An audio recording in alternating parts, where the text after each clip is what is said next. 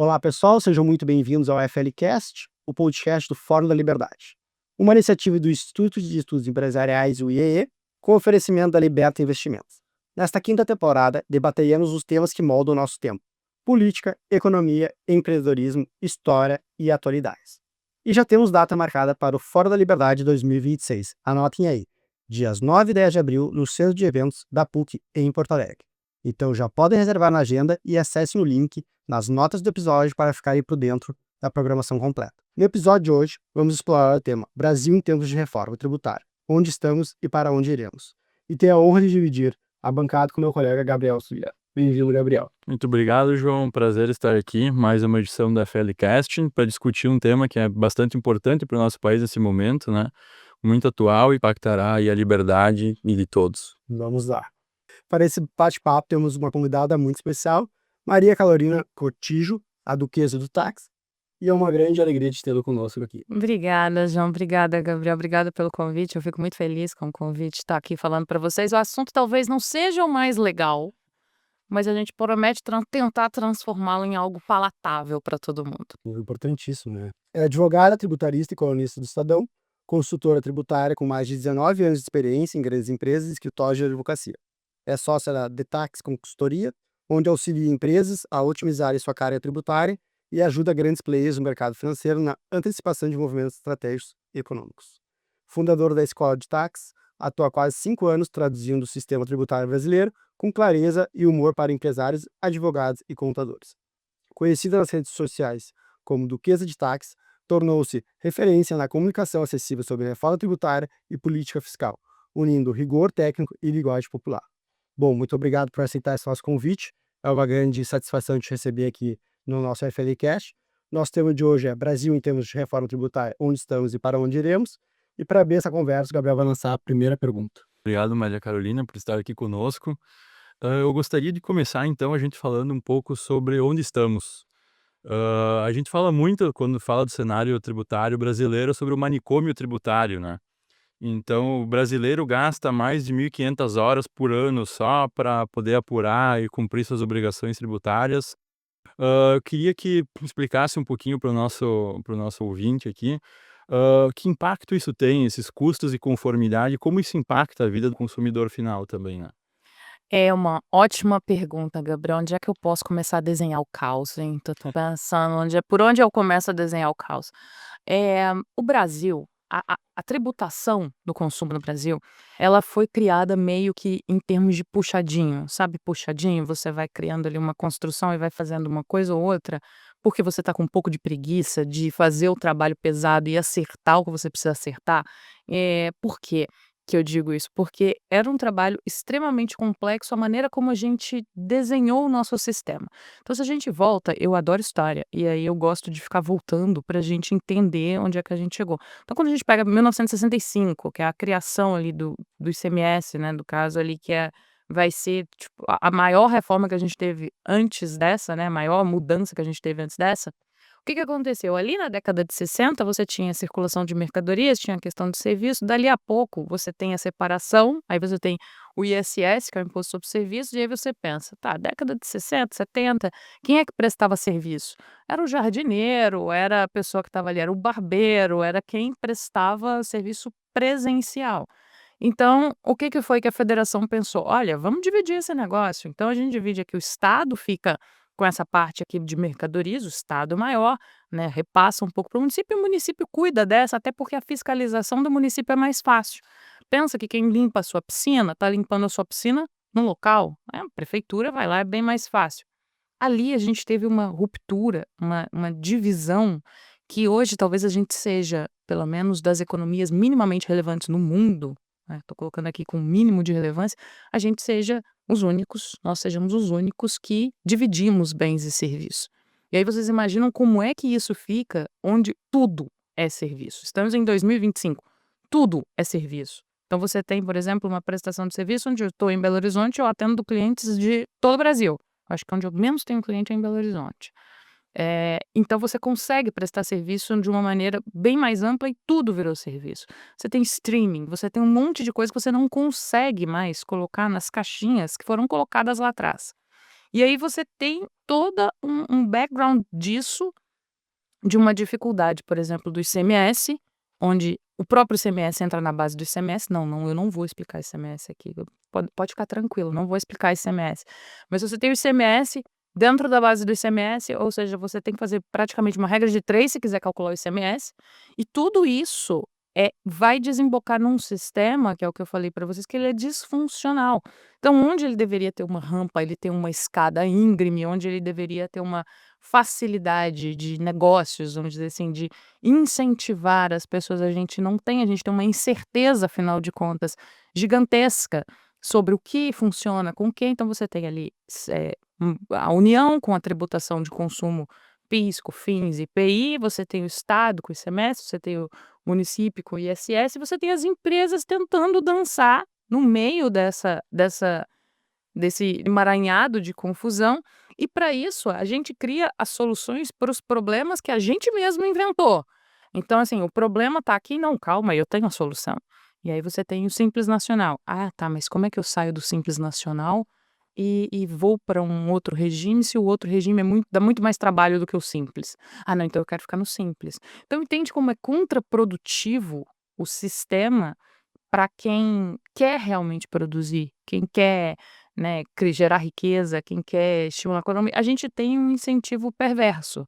Então, hoje, o nosso grande problema, que eu poderia resumir, seria a dificuldade que a gente tem em ter regras claras, e aí você tem 27 regulamentos de ICMS, cada um com 1.000 páginas, você tem 5.600 municípios, cada um com seu ISS. Você tem mais o PIS/COFINS, que ninguém sabe o que dá direito a crédito até hoje, é aquela coisa meio mística. Você sabe, será que eu posso tomar crédito disso aqui? Não posso. Então você some-se tudo isso, e esse é o ambiente de negócio que o empresário brasileiro enfrenta. Então é um ambiente extremamente perverso, e quem sobrevive empreendendo, sobrevive apesar do sistema, não sobrevive com a ajuda do sistema. Sobrevive apesar do sistema. Então, basicamente essa é a situação, colocando assim bem tranquilamente como é que ficou, onde que nós estamos, talvez. Parece que no Brasil as soluções, na verdade, elas são sempre remendos, né? Tu vê o problema e tu vai tentando remendar, mas tu não soluciona, tá? Então adiciona mais isso. Tu vai fazendo remendos em cima de erros, quando vê isso se torna uma monstruosidade, né? É exatamente isso. E a gente vai remendando problemas que a gente aponta que vai ter naquela legislação. Era o que a gente estava pensando, até conversando agora há pouco, antes de gravar. Você vai criando problemas, o Brasil vai criando problemas, e aí ele cria soluções que viram problemas. Então, assim, a gente é muito bom no caos. Eu costumo falar muito isso em aula, principalmente quando eu estou dando aula. O Brasil é muito bom no caos, ninguém faz um caos como a gente. A gente é realmente muito bom nisso. Mas é uma coisa que a gente precisa começar a tentar desapegar disso, a tentar caminhar para um lado mais racional, se a gente quiser parar de brincar de país e crescer. Parar de brincar de país do futuro, parar de brincar de: "Não, mas se isso daqui agora ou nós contra eles, ou faço um remendinho e eu coloco ali uma tributação, aí eu vou tributar os super ricos, eu vou fazer tal coisa". Não é por aí. A gente precisa ter uma tributação que funcione enquanto país e que não prejudique nem quem está trabalhando, de fato, e nem quem está empreendendo. Porque todo mundo quer um país, próspero. Quando eu falo isso, às vezes eu tomo hate por causa disso, porque o pessoal fica assim: "Ah, o mercado financeiro", eu falo assim: "O mercado financeiro quer todo mundo rico, vocês não estão entendendo". A primeira coisa, o mercado financeiro não gosta de ninguém sem dinheiro. Se dependesse do mercado financeiro, a gente era todo mundo rico para gastar bastante e para eles ganharem mais dinheiro. Então esse é o pressuposto. O mercado financeiro, seja o mercado onde for, a indústria, todo mundo quer todo mundo com muito dinheiro. Isso é a prosperidade. Então as pessoas às vezes acham que é uma luta, né, é uma briga, onde, quem tem mais contra quem tem menos, para fazer quem tem mais ter menos. Não é isso. É todo mundo querer ter mais e a gente ter progresso econômico. E isso passa pela tributação, que não adianta a gente ignorar. É o que eu estava falando, a gente tem 2 alternativas, né, no caso. A gente pode ficar alheio ao debate, ou a gente pode participar do debate. Se a gente ficar alheio ao debate porque a tributação é ruim, não gosto de imposto, o Estado é pesado, o Estado é grande, o Estado é isso, ótimo, a discussão vai acontecer sem você. Não tem nenhum problema. A discussão vai acontecer quer você esteja ali ou não. Então é melhor que a gente esteja, né, defendendo ideais que a gente acredita que são os corretos para o país crescer. E como tu disse, né, que o brasileiro gosta do caos, sabe trabalhar no caos. Mas isso o brasileiro, né, tu pega um investidor estrangeiro, ele olha esse caos e ele diz: "Por que que eu vou investir nesse caos se eu posso investir num lugar onde eu entendo, tudo é mais fácil, é mais seguro?". Então a gente acaba afastando essa riqueza que a gente pode trazer pra gente. Então o Brasil realmente ele não se ajuda, né, Ele não se nesse ajuda. O sentido. Brasil, ele trabalha como se ele não precisasse de ninguém. E às vezes eu gosto de dar um choque de realidade muito grande, porque eu falo assim: "Gente, a gente na história, a gente ainda é muito irrelevante. A gente precisa ganhar relevância". Então não é que você tem um país gigantesco, proporções continentais, não dá para ignorar o nosso potencial, mas afinal de contas, quem é que vai querer colocar um dinheiro, um investidor estrangeiro num país no sul da América Latina ali, na América do Sul, um país problemático que muda a regra o tempo inteiro, para que que eu vou fazer isso? O que que me levaria a fazer isso? Se muda a regra todo dia, se você não sabe mais se você vai poder levar o seu dinheiro com uma tributação de dividendos para o exterior, se você não vai poder, se você vai ter um IOF, se você não vai poder, se você vai ter controle de capital, se você não vai ter controle de capital. Imagina a mensagem que a gente passa para quem está de fora. Então essa é uma mensagem que é caótica. Aí você entra no ponto de vista dos julgamentos tributários. Piora, porque aí você fala assim: "Ah, é aquela coisa, você tem que explicar talvez que o contribuinte ganhou, mas não levou".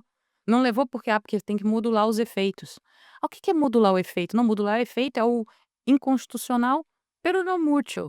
A partir daqui, ó, tá ótimo, porque senão você quebra o Estado. Mas o Estado não pensou nisso quando criou uma norma inconstitucional? E aí eu tenho que pagar então, porque tadinho do Estado? Então assim, e a gente se acostumou com tudo isso. Agora imagina vem um investidor estrangeiro, você apresenta esse cenário de caos para ele, e aí é o que a gente tem. A gente age como se a gente não precisasse de ninguém. Ai, aquela coisa de soberania, isso é uma bobagem. A gente precisa se inserir no mundo. Sem dúvidas, né, a tempestade perfeita, a gente tem insegurança jurídica no país e ao mesmo tempo as regras não são claras também, né, nos falta transparência. Isso. No final das contas, a gente tem muita a nossa maior dificuldade é essa, e a gente não sabe o que esperar das regras também, porque ali elas vão ser interpretadas de uma maneira que você fala assim: "Não, e isso dali a 10 anos, tá, não é agora". Então sai uma legislação, daqui a 10 anos interpretam de um jeito. Eu gosto que tem um exemplo, que eu prometo que não vai ficar chato, mas tem um exemplo da Lei Complementar, por exemplo, 160, que mudou a questão da tributação das subvenções. E disse o seguinte: a Receita Federal tinha uma mania de distinguir subvenções, subvenção para investimento, subvenção para custeio, porque ela mandava tributar um e não mandava tributar outro. Quando foi em 2017, a gente tem a Lei Complementar 160, e aí a Lei Complementar é expressa, diz, é tudo, subvenção para investimento. Eu fui muito inocente naquela época. Eu acreditei. Eu devo dizer, acabou o problema. Não, não acabou o problema. O problema continuou, discute no STJ, vai, não sei o quê. E isso, todo mundo, sem saber se aquilo lhe tributa ou não, até o momento em que o governo propõe uma medida que altera a lei. Aí sim, agora a gente está ferrado, está lascado, porque trocou a legislação e agora a gente tem sim que oferecer a tributação.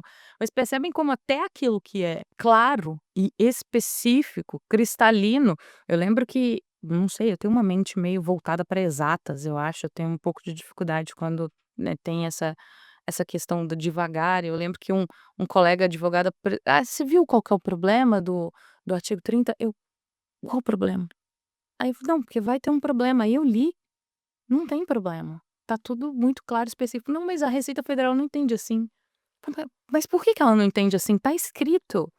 E aí a gente tem toda uma discussão e tem todo um problema contra algo que está escrito, específico, mas a interpretação é diferente, a gente vive na insegurança. Então, assim, é um mar de caos, né, para todo gosto. E como tu fica muito sujeito à interpretação, É isso, não sabe como vai ser interpretado, nunca. nunca, Tu escreva, a interpretação pode vir de diversas maneiras. nunca. E mesmo assim, algo que você fala: agora tá claro, transparente agora tá sossegado", não tá. Nunca tá.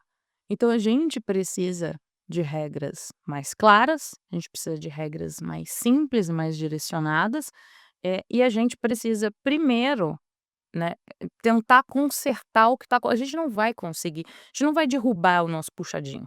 Esse é um ponto quando a gente fala de reforma, a gente não vai derrubar o puxadinho e fazer outro, ela é uma reforma. O ideal seria destruir tudo, acabar tudo, a gente sair do país, aí colocar para funcionar, a gente volta, mas não dá para fazer isso. Então não é que a gente vai destruir o puxadinho, a gente vai começar a deixar ele funcional.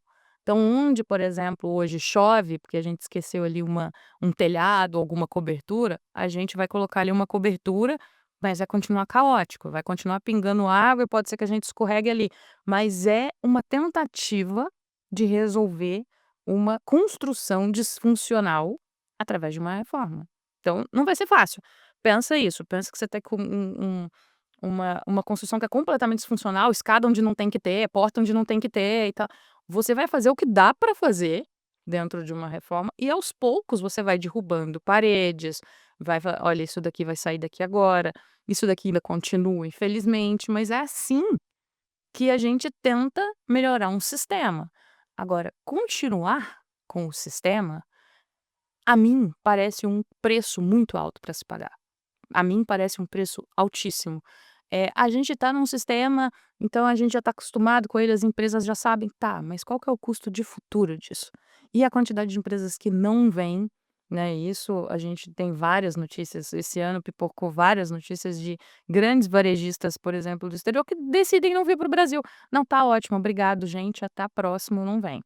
Então, a gente continua sendo fechado, e aí a gente continua essa economia fechada. Por quê? Porque a gente não facilita essa entrada, a gente não facilita os players virem para cá, né, e trabalharem dessa forma. E a gente precisa pelo menos colocar isso numa roupagem, vamos dizer assim, minimamente funcional. Então tem defeitos, mas basicamente é isso.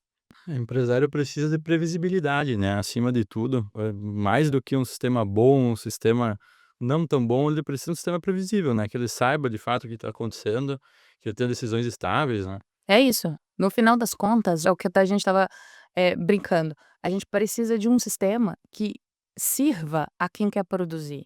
E não onde você que quer produzir produz apesar do sistema. Então, quando você vai, por exemplo, para fora do Brasil, e aí eu brinco, porque eu sou tributarista, eu brinco que eu sou refém desse país, porque não é nem cidadã, é refém porque eu trabalho aqui, eu sei a tributação daqui, e a tributação dos outros países talvez seja muito mais simples, né? É muito mais simples do que a de cá. Então, às vezes, por exemplo, você está acostumado com empresas, eu já trabalhei em grandes empresas, você pega o departamento de planejamento tributário, a gente era um andar inteiro de planejamento tributário, não era nem operações, né? Aí, operações fiscais, você tem um outro andar, e para notas fiscais, você tem um galpão. Então, você tem um galpão de pessoas para cuidar de notas fiscais, você tem um andar de pessoas para cuidar de operações fiscais, que aí é as obrigações acessórias, você tem um andar de pessoas para pensar o planejamento daquilo ali que você está fazendo. Você chega no exterior e fala assim: onde é o andar de tax? Eles vão te responder: aqueles dois ali, ó. Tá vendo aqueles dois ali? Ali, aquele povo de tax é aquele ali. Então, são duas pessoas fazendo. São três pessoas fazendo. Você tem uma racionalidade. Aqui você chega, é um universo. Então você acaba fazendo. Por que acontece isso? Você acaba privilegiando grandes empresas que conseguem aí montar um Real Madrid para poder jogar o jogo, e aí trazem os melhores profissionais. Aí você tem, sei lá, 15 planejadores tributários nas grandes empresas, 15, 20 só de E planejamento, que fazem isso muito bem. que fazem isso muito bem, jogam, você cria um Real Madrid dali.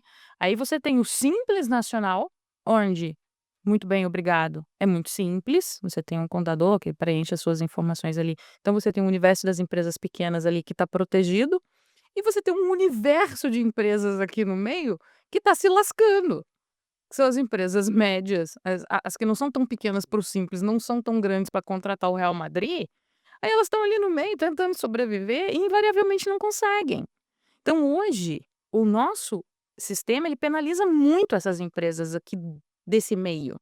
E é péssimo, porque a economia de fato está nas costas dessas empresas menores, né, que não são tão grandes e tal, mas que estão ali, estão gerando emprego, estão gerando riqueza. Então tudo isso é importante. Essa é a disfunção do sistema atual. Então quem tem muito dinheiro, quem tem muito, consegue navegar o sistema muito bem, porque tem profissionais excelentes para fazer isso. Quem está aqui em pequenininho está protegido, né, que eu brinco ali, pela crosta da ignorância, que está ali o Simples Nacional, ele protege ele. E quem está aqui no meio, invariavelmente, é o que acontece: "Eu não sei, eu não consigo, a carga é terrível", eu pago muito imposto. E aí basicamente é isso que acontece. Esse é o retrato do que a gente tem de atividade econômica. E pegando esse gancho, assim, que país tu acha que seria um bom modelo de modelos de impostos, de tributação? Não digo em números, né, mas eu digo assim, um modelo. A gente tem a nossa federação e a gente precisa respeitar a nossa federação e ela limita muito a nossa simplicidade, porque é uma federação complexa. Então ela limita muito o que a gente tem de complexidade. Então a gente tem, por exemplo, algo parecido, um pouco parecido no Canadá. Você tem o auge da simplificação, por exemplo, você tem em países como Nova Zelândia mas Nova Zelândia, gente, qual que é o tamanho disso? Sempre eu gosto de falar isso. Não dá para você pegar e aí às vezes as pessoas me irritam com exemplos de alguns países, porque aí eu falo: "Mas tem mais gente em Belo Horizonte do que no país inteiro", aí fica fácil de fazer, porque você não tem um país de dimensão continental, então é sempre muito difícil. Mas a gente tem, por exemplo, o sistema do Canadá, você tem a Índia sofrendo horrores com a reforma deles, que é de 2018, mas que está tentando implementar, está tentando colocar as coisas no rumo, e aí a gente tem um tipo de federação ali, um tipo de tributação né, falando em termos de federação mais parecido com o nosso, mas é muito difícil porque a gente tem esse sistema. Por exemplo, eu queria muito que a gente tivesse um IVA único. Eu queria muito que a gente tivesse um IVA único.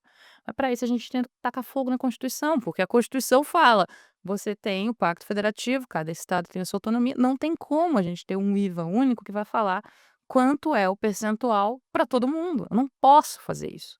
Então, assim, é impossível. Então você tem que fazer a arte do possível dentro do que você tem. Então, tudo bem, os estados e municípios podem definir sua alíquota, mas vamos tentar racionalizar, vamos tentar criar um único regulamento, que imagina, você tem um regulamento para cada estado do Brasil, né. Então tem, às vezes, clientes, especialmente cliente de e-commerce, por exemplo, eu tive um cliente que sofre muito, porque ele tem 27 inscrições estaduais, tem 27 coisas. É um inferno na vida do empreendedor. Ele quer vender para o Brasil inteiro, mas aí você acaba vendo coisas assim, tipo, envia para o Brasil inteiro, menos, aí coloca alguns estados que ele não manda. Prejudicando esses estados, Exato! excluindo eles por uma dificuldade que se Onde já se viu uma coisa dessa, eu entrego para todo lugar, menos tal, tal, tal lugar. Então, assim, você vai pegar algum outro comércio mundial, entrega em qualquer lugar, onde você quiser, meu amigo. Eu entrego, se estiver numa ilha, chegou lá, logística, eu vou te entregar. Então, assim, a gente precisa que o sistema funcione para quem produz. O sistema não impeça, né, quem produz, não coloque mais um empecilho para quem produz, porque é só aí que a gente vai ter crescimento. Puxando o gancho, agora a gente tá falando, né, desse nosso sistema particular, e aí então nós temos já então a PEC da reforma aprovada, nós temos a lei complementar também já está posta, né. E aí então pensando nessa reforma que já está praticamente desenhada, assim, esse nosso novo sistema com IBS e CBS, o que tu analisa, assim, que esse novo sistema vai trazer de ganhos técnicos, assim, para nossa produtividade? E aí, acrescentando uma provocação aqui, se esses ganhos eles, se compensam, assim, com esse período de transição longo de 10 anos, e se não há um perigo de a gente haver alguma perda nesse período, assim, por ser tão longo? É uma ótima pergunta.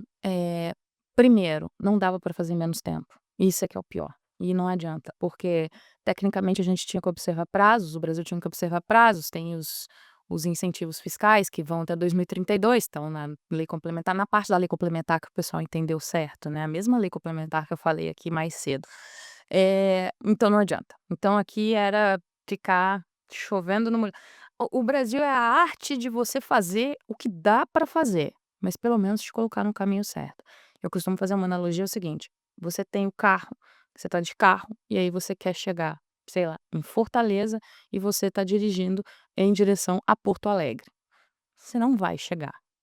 Aí você vira o carro, você vai passar ali pelo Mato Grosso, é o caminho mais perto? Não. Mas você tá indo no rumo. Eu costumo brincar que não é o caminho mais fácil, não é a perfeição, mas pelo menos você parou de se afastar do seu objetivo inicial. Mas olha, eu quero chegar em Fortaleza, eu tô com o carro pra cá, não, então eu vou virar ele um pouco pra cá, e aí eu chego lá, vou tentar chegar lá. Então essa é uma analogia que eu costumo fazer. A gente vai com simplicidade, vai ter uma simplificação, é antes que é uma frase que eu costumo dizer também: "Antes de melhorar, vai piorar", como toda reforma. Antes de melhorar, vai piorar. Então a gente vai passar por um período difícil, muito difícil, entre 27 e 32, que é esse período de adaptação ao novo sistema. Mas a gente tem o ganho, que aí é o que eu estava falando sobre transparência. Para mim, o grande ganho é transparência. Eu acho muito engraçado, porque às vezes em rede social o pessoal pega ali no meme do: "Ai, pelo menos agora a gente vai saber quanto eu tô pagando". Eu adoro quando mandam esse meme para mim, porque a pessoa demonstra que ela não sabe absolutamente nada de tributário. Porque o "pelo menos a gente vai saber quanto eu tô pagando" é gigante, é gigante. Coloca a luz onde a luz tem que estar, que é o quanto o Estado te cobra. O Estado, ele tem que ser responsabilizado pelo quanto ele está te cobrando. O Estado, ele não pode ficar na sombra e você achando que aquele preço ali é inflação, ou você achando que aquele preço ali é o preço que o mercado está cobrando. "Ah, não, se o arroz está, sei lá, R$ 35, é porque, sei lá, tem que custar isso". Não, ele tem que custar o valor dele mais o imposto. Você tem que ver isso, você tem que passar raiva com isso, né, pra usar uma expressão que eu gosto bastante. Você tem que passar raiva. Eu falo que o caso das blusinhas foi emblemático, porque as pessoas passaram a ver. Eu achei muito didático, achei muito legal, gostei bastante, porque as pessoas têm que ver no carrinho quanto é. Sim. Olha, você comprou 100, acontece muito isso comigo, né, porque eu vou lá colocando umas coisas ali, umas vasilhinhas, uns negócios, aí coloco R$ 100, de repente tá 200, falo: "Nem quero mais". Já desisti. Mas isso é educativo. As pessoas precisam saber, de fato, quanto é que está sendo cobrado ali. E aí elas ficam indignadas. Eu falei: "Tá vendo?". E aí quando o governo tentou aumentar, que aí tentou colocar 60%, foi um barulho tão grande da população, porque é a população, né, base da população que compra esses produtos. Foi uma barulheira tão grande que o governo recuou e colocou um terço do que ele queria. Vocês percebem o tamanho de uma vitória dessa? Mas teve imposto de todo jeito. Aí o pessoal: "Mas teve imposto de todo jeito". Um terço do que era o objetivo. Se é um negócio ali por dentro, a gente tinha tomado 60 e tinha ficado por isso mesmo, que ninguém ia ver. Então o ganho da transparência, ele é gigante, não só para o empresário, né, para o empresário ter essa segurança, essa tranquilidade, mas o ganho é gigantesco para o consumidor, para o cidadão, em termos de cidadania. Eu sei quanto é e agora eu vou cobrar. Porque como assim? Eu faço uma compra de mercado e 30%, 20% vai para o Estado. Como assim, se eu gasto R$ 1.000 em supermercado, como assim o Estado fica com 300? Que história é essa? Porque se eu tenho que comprar alguma coisa, o Estado fica com mais e o que está acontecendo aqui? Isso precisa chegar para as pessoas precisam saber, porque a partir dali a gente vai conseguir se organizar e cobrar alguma coisa. Do jeito que está hoje, a gente esquece, ninguém vai conseguir. Ninguém vai conseguir fazer nada porque não é de interesse. Desde 2019, não, 2022, os estados, se eu não me engano, eu perdi essa conta, tá, mas até onde eu estava eram 13, não sei se eram 13 ou se eram 15 estados que aumentaram o seu ICMS, ninguém falou nada. Eu não vi uma revolta em rede social, eu não vi uma confusão, eu não vi uma pessoa indignada. Porque é aquela coisa, você vai aumentando 1%, e olha que quando aumenta 1% do ICMS não é 1%, né, lembrando que o cálculo dele é diferente. Então você tem hoje ICMS que chega ali a quase 30% de efetiva em determinados estados no Brasil. Se eu não me engano é o Maranhão que chega a quase 30. Então é uma coisa que pra gente é gigantesco, né, essa liberdade, essa transparência vai ser no futuro o que a gente tem liberdade para poder falar: "Olha, isso daqui não pode continuar assim não, hein. Isso daqui não pode virar e pode ficar aumentando do jeito que você quiser". Vai prestar conta. O governador ou a assembleia vão prestar conta. Sabe por que que a nossa alíquota é maior? Por que que a gente tá o que que tá acontecendo? Por que que eu não tenho resultado? Por que que eu pago e não tenho? As pessoas fazem muito isso com o IPVA, é o que eu costumo brincar de imposto boleto, que aí as pessoas conseguem fazer uma associação mais direta. "Nossa, eu pago IPVA e as estradas estão todas péssimas". Essa é a sensação de: "Eu estou pagando, eu quero algo em troca". E isso no consumo você não tem hoje. Então eu gosto muito dessa pegada que eu acho que é mais cidadã, mais inserir as pessoas na discussão, e aí sim trazer o debate para trazer a sociedade para o debate tributário. Eu tive lá no Japão e o Japão tem muito disso. O Japão, todas as etiquetas em loja tem o preço lá, 100 ienes, e aí embaixo, com taxas, 120.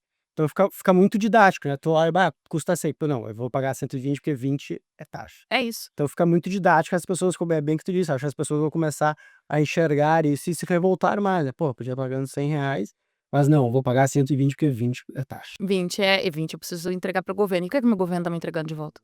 E aí é que eu acho que tem uma virada de chave, que é o que eu falei, é virar o carro para o rumo certo.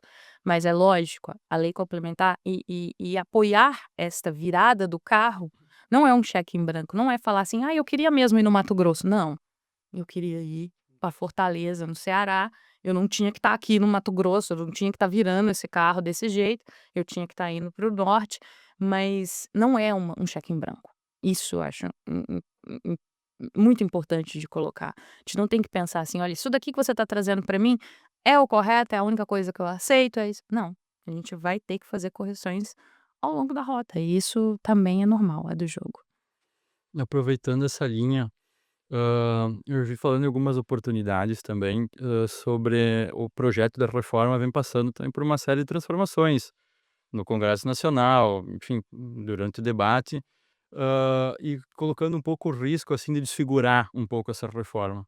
Eu gostaria de ouvir um pouquinho de ti sobre, se há uma linha vermelha aí que nós não possamos passar, pensando aqui sobretudo em incentivos que vão sendo colocados ali dentro ou exceções, assim, qual é o limite? Eh, então, os princípios da reforma estão muito bem desenhados na emenda constitucional. Então a gente tem ali os pilares da reforma, a neutralidade, a transparência, não cumulatividade, tudo ali está muito bem desenhado. Mas é óbvio que enquanto, né, tiver bambu tem flecha, né, então não adianta.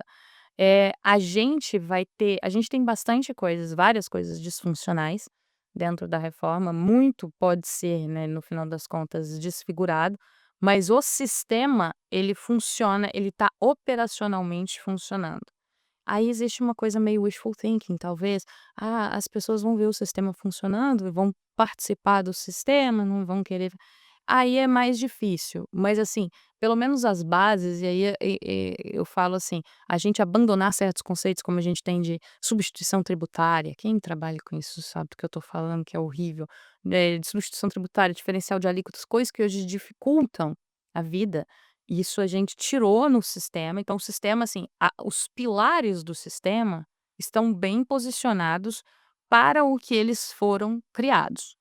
Daí, se a gente vai pegar os pilares e construir um negócio piorzinho, vamos dizer assim, de novo, a gente tem vocação para o caos, eu não descartaria isso. Mas a ideia é que o sistema funcione e que o sistema funcionando, as pessoas queiram participar do sistema. Eu até vi o secretário falando isso uma vez. As pessoas não queiram ficar de fora, não queiram ficar em regimes específicos, ou queiram participar do sistema. Mas aí a gente só vai saber, é o famoso, nós vamos trocar o pneu do carro com o carro andando, no caso, né?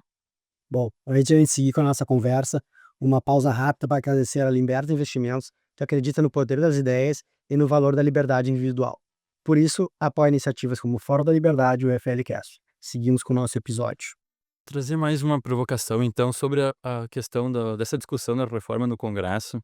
Eu sei que trabalhas com o Ralgov também, com relações governamentais, e gostaria de ouvir um pouco de ti, uma dúvida que eu tenho, e que imagino que as pessoas que estão nos ouvindo no nosso podcast aqui também devam ter, é o quanto esse debate, principalmente esse debate no âmbito político do Congresso Nacional, o quanto ele traz questões técnicas, o quanto uma advogada tributarista qualificada, que nem você, consegue colocar no Congresso esses argumentos técnicos e fazer eles serem ouvidos também, no meio do debate político. É uma pergunta excelente, Gabriel.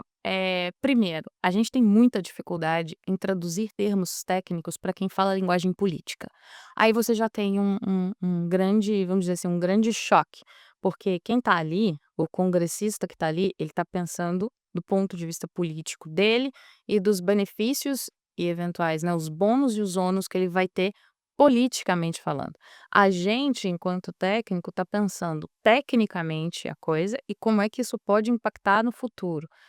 Como eu estava falando, tem o exemplo da desoneração da folha de pagamento, que todo mundo sempre soube que ia dar um problema nas contas do país, todo mundo sempre soube que era caro e que a gente deveria fazer o quê? Uma reforma da folha de pagamentos, porque também não dá para negar que hoje quem emprega, quem é intensivo em mão de obra tem um custo elevadíssimo, então não era simplesmente criar um paliativo, era realmente reformar aquilo ali e deixar essas pessoas empreenderem, mas não, tomamos o caminho mais curto, tomamos o caminho faz uma desoneração e depois o problema estoura lá na frente.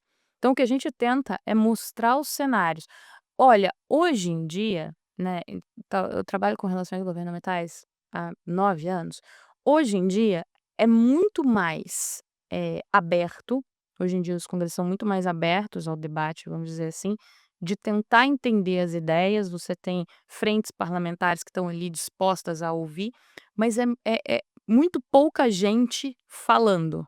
Então a gente ainda tem uma dificuldade, por exemplo, de tentar traduzir isso de uma certa forma. Aí a gente, vai pensar na técnica, aí você vai apresentar uma emenda, aí você fala para o congressista assim: "Olha, não, mas e se eu fizer essa aqui a emenda e ele não entende o que você propôs, ele não entende o que que aquilo ali impacta e ele não aceita". Então ele fala: "Ah, não, deixa isso para lá e tal". Ou então, eu já ouvi bastante isso: "Mas eu nem sabia que isso era um problema". "Isso é um problema? Me explica por que que é um problema". Mas hoje eu acho que a gente tem muito mais abertura para isso, do ponto de vista, tanto dos congressistas, mas do ponto de vista de apresentar de fato as medidas, também por uma questão de educação, dessa parte de educação quase que cidadã. Olha, eu quero como é que a sociedade vai se inserir no debate, como é que a sociedade vai se organizar, vai apresentar isso, o que que é o interesse da sociedade, mas, ainda é uma coisa complicada, porque o próprio sistema é complicado. Então você pega e você vai explicar, por exemplo, para um congressista qual que é o impacto dele restringir crédito de uma empresa que não vai ele vai olhar para você e vai ficar um pouco assim, mas a gente precisa tentar traduzir isso de uma certa forma, e sensibilizá-los de uma certa forma que eles entendam que: "Olha, isso aqui a gente está fazendo, mas é para o melhor, a gente está fazendo isso daqui, é porque a gente vai ter um crescimento ali na frente, não pegue o atalho, não pegue o atalho, porque o atalho vai te dar problema". Mas é um trabalho de formiguinha. O medo gera inércia, né? O medo gera inércia e, assim, o medo gera inércia e o pior, o imediato gera voto.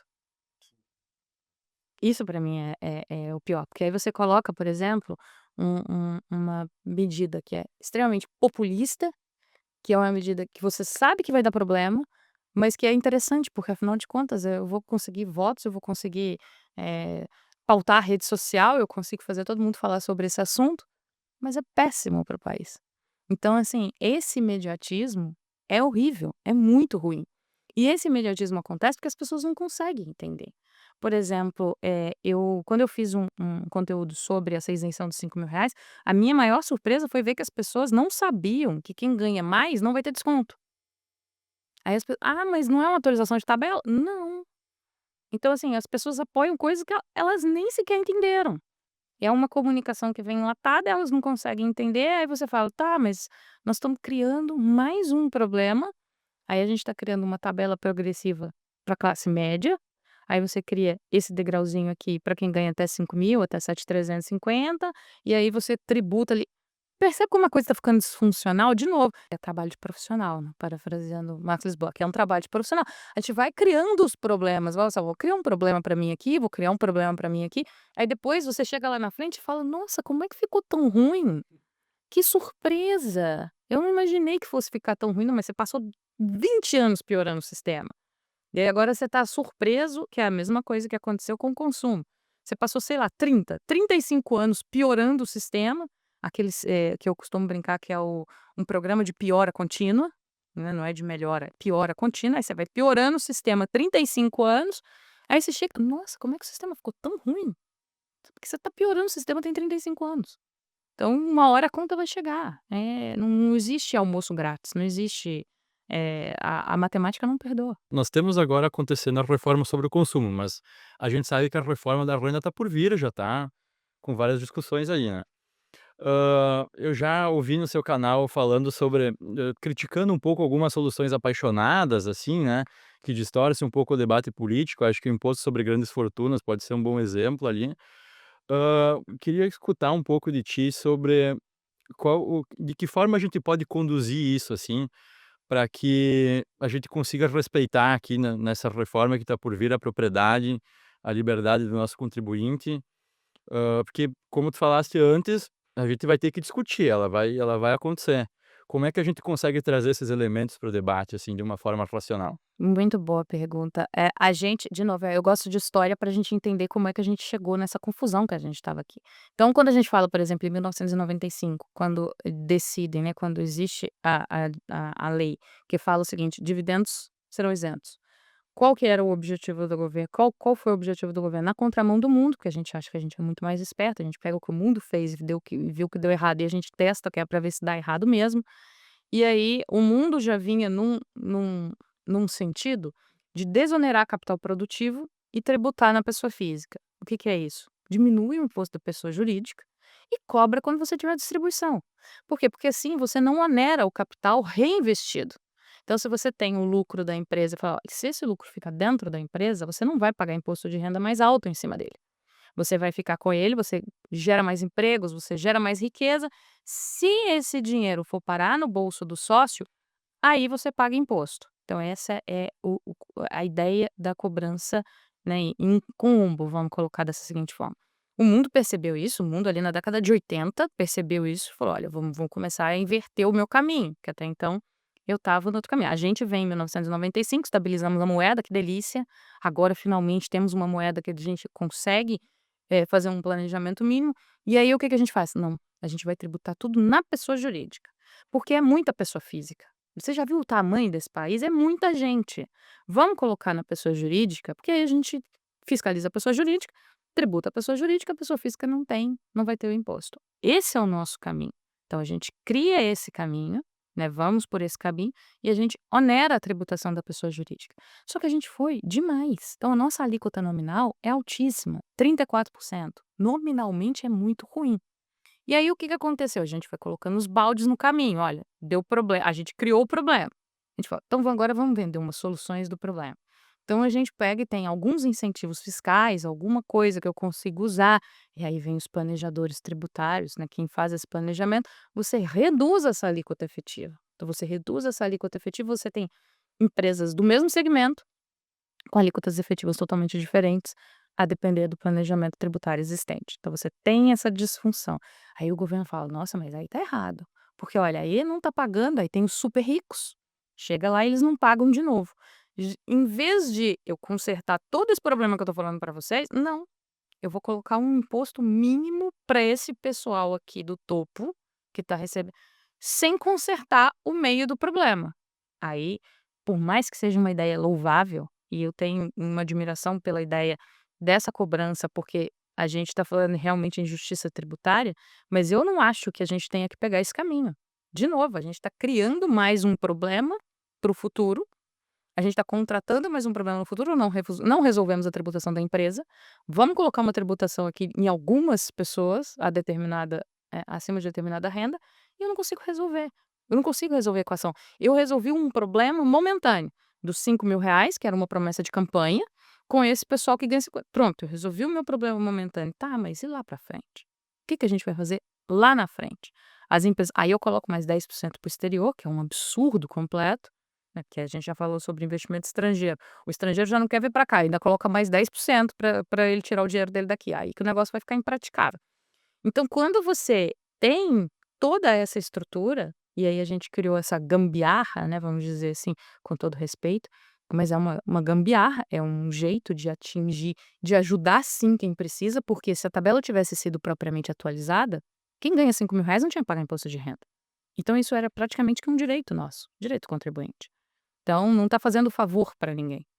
Então quando a gente percebe tudo isso, a gente vê que a gente está tomando de novo um caminho esquisito, novamente, que vai dar problema lá na frente.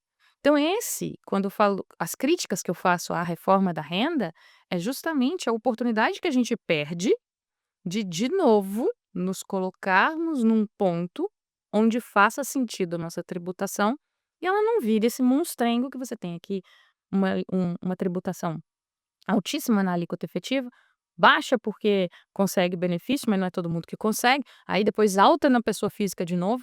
Percebem o quanto isso é ruim do ponto de vista da simplificação e do ponto de vista da tributação, da liberdade, né, de patrimônio, de criar, de empreender, e aí você ainda usa o pior dos piores, que é o discurso do nós contra eles, que é o que eu falei, não serve para ninguém. O discurso tinha que ser nós a favor de nós, tentando todo mundo ter mais dinheiro, todo mundo conseguir ter uma vida melhor, todo mundo ter mais oportunidade. Mas aí você alimenta de novo essa coisa, por quê? Porque o voto é imediato. E a gente chega naquilo que eu falei. Se você tem uma isenção de 5 mil, ótimo, é isso que conta para o ano que vem. É isso que conta para 2026, porque eu entreguei isso, e as pessoas vão ver o dinheiro sobrando, e aí o problema fica para frente, que depois a gente vê o que que a gente faz, o famoso, depois a gente descobre. E aí dali a 10 anos a gente fala, nossa, ficou horrível o sistema. Como é que a gente deixou chegar nisso? De novo, não é você não é você não perde, vamos dizer assim, a sua forma física, a pessoa não engorda de um dia para o outro, você não aparece com 20, 30 quilos a mais, você vai tendo aos pouquinhos, aí quando você chega lá na frente você fala: "Nossa, preciso consertar isso, preciso resolver isso", e aí vai te custar muito mais. O planejamento é feito para 4 anos, né? Quando muito, né, quando muito é 4 anos. Próxima eleição, o que vai me tornar viável para ser reeleito. Exatamente. E fica nessa bola. E aí fica nessa bola de neve. E nesse estado atual das coisas, assim, com essa sede do Estado por arrecadar, na tua opinião, tu acha que a gente consegue racionalizar um pouco esse debate e evitar aqui um confisco, assim, medidas que a gente passe uma reforma da renda, assim, que tenha unicamente o interesse de arrecadar mais? Difícil, porque, por exemplo, no caso da reforma da renda, ela foi tão bem amarrada politicamente que a gente não pode ignorar isso. Ela foi tão bem amarrada politicamente que ela acuou, vamos dizer assim, a oposição não conseguiu fazer nada. Politicamente foi uma obra de arte, do ponto de vista político, porque ninguém conseguiu votar contra uma isenção de 5 mil. Quem vai fazer isso? Quem que vai votar contra uma redução de impostos para quem precisa? Ninguém vai fazer. Então isso foi muito bem amarrado. A gente teve uma proposta com o ministro Paulo Guedes, que era o PL 2337, que tecnicamente era infinitamente superior a esse, mas que fazia para todo mundo. Então ele atualizava a tabela inteira. Então por isso talvez o ganho mensurável não era tão grande, porque ele estava tecnicamente mais correto, estava desonerando o capital desonerando a tributação da pessoa jurídica, distribuindo e atualizando a tabela da pessoa física inteira, ali em 2021, 21. Então ele estava desonerando a tabela da pessoa física inteira. O projeto foi completamente desfigurado dentro do Congresso, ao ponto dele ser abandonado, porque no final ele virou uma bomba fiscal. Então, com o Congresso é extremamente difícil, porque falta muito esse senso de responsabilidade, e você tem esse senso do populismo, que é o que eu falei, do voto imediato. Então, a sociedade, e aí é onde eu falo que a sociedade precisa participar do debate, ela precisa começar a entender isso e precisa começar a cobrar de fato de quem ela deve cobrar, né, que são os políticos. Então, ela precisa começar a falar: olha, isso aqui que você está entregando, isso não pode. Ou até mesmo organizar, e aí não é uma garantia de nada, de nenhum resultado para gente. Mas, por exemplo, o barulho do IOF foi tão grande que os congressistas, no caso os deputados, foram literalmente acuados para derrubar o decreto. Então, eles conseguiram derrubar, mas aí é outra história, né? Aí a gente já vai para uma história interpretativa que a gente começou a falar aqui, que é uma interpretação meio diferente, mas ali pegou tão mal e foi tão pesado na sociedade que e é muito engraçado porque há tantos anos lidando eu ia falar nessa indústria vital, há tantos anos nisso, eu falei: "Gente, mais um aumento de IOF todo dia tem. Por que que eles vão derrubar esse?". E aí quando derrubaram eu fiquei: "Caramba!". Então assim, demonstra uma capacidade maior de uma organização. O presidente Dilma aumentou o IOF, se eu não me engano, era 1 e pouco, eu não me lembro agora exatamente, eu sou ruim de número, não pra guardar número então. Mas ela aumentou tipo de 1 e pouco para 6,38 e ninguém falou nada. Ninguém falou nada, não foi uma pauta de discussão. Quando ela aumentou no cartão pré-pago de viagem, né, aquele cartão pré-pago que a gente tinha, aquilo eu lembro porque eu estava viajando. Então eu sou bastante rancorosa. No final do ano, se eu não me engano, foi ali por volta do dia 28 ou 27, porque eu lembro que eu estava indo viajar. De dezembro, não, gente, o réveillon tá acontecendo, não tenho tempo para isso. Aí aumentou e ninguém falou nada. A justificativa para o aumento do IOF, no caso dos cartões de crédito em 2011, foi que o brasileiro estava gastando muito no exterior porque o dólar era 1,50. Era 1,50. Pessoal, o brasileiro está gastando muito no exterior, então vamos colocar aqui um aumento de IOF de 6,30. Ninguém falou nada. Agora a gente já vê uma discussão, então eu acho que a gente está atingindo um nível de maturidade e de participação no debate que é muito positivo, muito positivo. Então, assim, no final das contas, tem muita gente acordando, porque até então passava o trator e ninguém falava nada. Disse: "Olha, gente, olha, 6,38, viu, gente? Aumentou 5% aqui, mas fiquem quietos aí, tá tudo certo. Vocês estão gastando demais, o dólar tá 1,50. Isso aí vocês não vão nem ver, vai dar centavos." Aí você tem depois o dólar do jeito que tá, batendo 6, quase R$ 6, e o IOF era a mesma coisa. Então, assim, eu acho que a gente está participando mais do debate, a sociedade tem participado mais, tem pressionado mais, a gente precisa ficar mais ainda atento ao Congresso, quem está lá, cobrar o posicionamento de fato dos congressistas, que é aí que a gente vai conseguir fazer alguma coisa.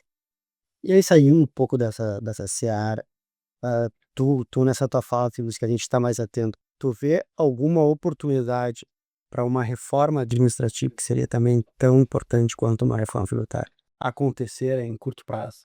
Então, difícil, né, porque você tem ali quem manda no país, né, de fato, que não é interessado nisso. Eu acho que precisa sim de uma pressão da sociedade para que isso aconteça, e eu ainda não vejo essa pressão organizada. Eu não consigo ver. Eu vejo alguns pontos de pressão, todo mundo fala sobre determinadas coisas, sobre penduricalho, sobre isso, sobre aquilo, sobre o quanto custa a máquina pública, mas ainda não há uma organização em torno disso e fala assim: "Olha, nós vamos cobrar o fim dos supersalários, ponto. A gente vai atacar um ponto." Então não adianta nada a gente ficar, eh, tentando o debate, e isso eu acho muito importante colocar. Não adianta nada a gente ficar assim: "Ah, tem que ter uma reforma administrativa." Não, não. Vamos atacar com nome e sobrenome. Precisa segurar o fim dos supersalários. Isso aqui precisa ser uma pauta, um foco e ir uma coisa de cada vez para tentar puxar a outra. Porque senão, o que vai acontecer é: "Ah, precisa de uma reforma administrativa." Não, não vai mexer comigo, esquece. Eu vou se vou Genérico. fica muito genérico. E eu não vou deixar você mexer comigo, porque vamos dizer, o sistema não vai deixar isso acontecer, porque o sistema precisa disso, né, mas ao mesmo tempo a gente pode ter uma tempestade perfeita que no final das contas permita isso, que foi o que aconteceu na reforma tributária do consumo. Eu não esperava que a reforma tributária do consumo fosse acontecer, mas uma série de medidas que reduziram a arrecadação dos estados, como principalmente a tributação dos combustíveis, a mudança na tributação dos combustíveis, pegou os estados e colocou os estados numa tentativa de: "Não, agora eu vou apoiar essa reforma." Por quê? Porque mudou o meu status aqui, eu preciso apoiar, porque senão vai ficar pior para mim. Então é uma tempestade perfeita. Ao mesmo tempo, a gente pode chegar nessa tempestade perfeita para tentar alguma mudança na em algum tipo, né, de reforma administrativa. Mas eu acho que a gente precisa se organizar muito mais se a gente quiser alguma coisa nesse sentido. Pegando esse gancho do João, a gente falando de reforma administrativa, puxando mais aqui para sentido de cortar gastos no sentido amplo e falar de ajuste fiscal. Que não adianta a gente passar reforma e a gente não ajustar as nossas contas, o fiscal tem que estar em dia também, né. Hã, Tu vê espaço para isso com esse ganho de cidadania, assim, vamos conseguir ajustar o fiscal do Brasil? Porque se não conseguirmos, vamos perder esse efeito da reforma? É, uma pergunta complexa. Hoje a gente tem um drive errado quando a gente fala de ajuste fiscal. O nosso drive está errado. Isso aí, quando foi apresentado o arcabouço fiscal, se procurar, tem um vídeo meu falando sobre isso, lá em 2023, porque o drive está errado. Por que que eu sei que o drive está errado? Porque eu me identifico muito com o Fernando Haddad nesse ponto. Eu também não corto gasto, eu ajusto receita. Eu vou lá e trabalho mais, eu arrumo, Deus me livre ficar sem comprar um par de sapato, uma bolsa, não quero. Então eu vou lá e ajusto, sempre eu ajusto pela receita. Mas isso não é sustentável. Então, assim, como eu sei que eu aplico para minha vida, eu sei que isso não é sustentável. Então, quando ele apresentou e o ajuste do todo o arcabouço fiscal estava ancorado no aumento de receita, eu falei: "Isso não vai dar certo, não tem como, porque uma hora ou outra, você não tem mais o que eu costumo chamar de bala de prata. Porque não adianta você chegar e falar assim: "Olha, eu tenho aqui um déficit, sei lá, tá faltando 30 bi, eu vou criar um imposto que vai me dar 30 bi. Você não tem isso mais. Você não tem uma criação, a não ser que você mexa num vespeiro danado, que foi o caso do IOF. Você não tem uma tributa e aí você vira as costas para a OCDE, para o mundo, mas isso aí tudo bem, é outro assunto. Mas você não tem hoje algo que você consegue fazer assim: "Ó, isso aqui é uma bala de prata, vai me gerar 30 bi de arrecadação e eu vou conseguir, ter um sucesso, eu vou conseguir tampar esse buraco aqui do que eu não paro de gastar". Não existe. É insustentável. Então eu ainda costumo brincar, falo assim: "Olha, só tem uma coisa que eu sei que resolve o problema desse gasto infinito, que começa com C e termina com PMF", mas ninguém quer ouvir falar disso. É uma coisa, de novo, é o Brasil, ainda bem que usou isso num momento, a gente sempre usa os antibióticos no momento errado, aí depois fica esse problema. Ainda bem que a gente usou no momento errado, porque imagina hoje uma CPMF com toda a economia digital desse jeito, Pix ia ser uma loucura de arrecadação. Mas a gente usou isso e eu sei, a gente sabe que isso resolveria o problema do gasto infinito, mas ao mesmo tempo, ninguém quer o custo político disso. Ninguém quer o custo político de virar para a sociedade e falar: "Vou criar um imposto sobre movimentação financeira". Ninguém quer esse ônus. Então tudo é muito complexo, é tudo muito difícil de você tentar, criar, vamos supor assim, ter uma bala de prata e resolver o problema do déficit. "Ah, tá, eu vou resolver o problema do déficit fiscal assim". E eu acho que uma das outras coisas engraçadas e que eu lembro quando esse governo foi eleito, eu falei: "Vai ser divertido, admirar esse governo, porque esse é um governo que claramente não sabe viver sem dinheiro". E dessa vez eles estão completamente sem dinheiro. Então eu sempre falei: "Vai ser no mínimo curioso de assistir", tipo igual um Discovery, um negócio pra você ficar assistindo, assim, uma coisa meio zoológico, assim. Vai ser no mínimo curioso, porque eles não sabem administrar nada com dinheiro contado. E essa era a nossa situação, essa é a nossa situação do fiscal. Então, eu acho que não resolve. Eu acho que, a reforma tem, por exemplo, vários problemas também em termos de arrecadação.